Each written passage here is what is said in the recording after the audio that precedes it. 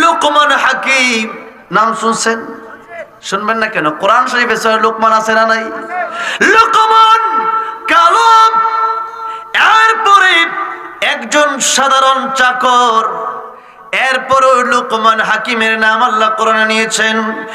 ওয়া ইয ক্বালা লুকমানু লিবনিহি ওয়া হুয়া ইয়াইযুহু ইয়া বুনাইয়া লা তুশরিক বিল্লাহ ইন্নাশ শিরকা লাযুলমুন আযীম।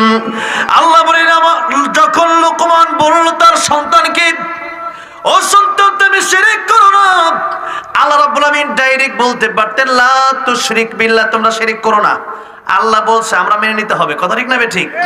কিন্তু আল্লাহ বললেন, লুকমান যখন বললেন, তার মানে লুকমানের কথা আল্লাহর কাছে বড় পছন্দ হয়েছে। কি হয়েছে? পছন্দ হয়েছে। তাহলে লুকমান হাকিম কালো, আল্লাহর কাছে তিনি বড় ভালো।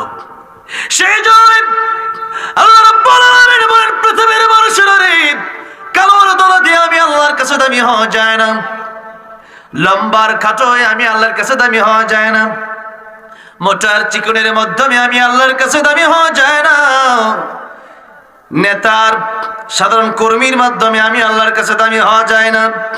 আমি আল্লাহর কাছে যদি দামি হতে হয়, তাকওয়ার কোনো বিকল্প রাস্তা নাই। যার যত বেশি তাকওয়া, তার দাম আল্লাহর কাছে তত বেশি। এই জন্য লক্ষ্য করে দেখুন, রমজান মাস সামনে আসতেছে, রমজানুল মুবারক, এত দামি মাস।